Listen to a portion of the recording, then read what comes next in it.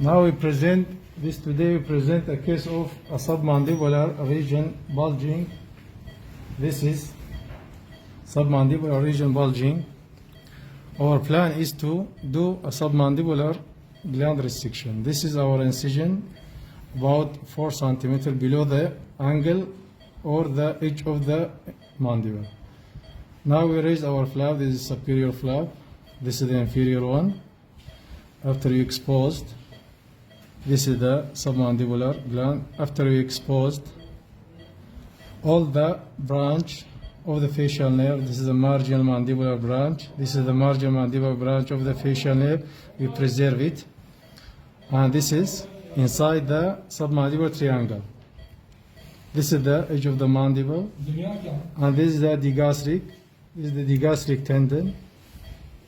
Now we ligated the submandibular, the duct of the Wharton, and we isolated the lingual from the duct of the Wharton.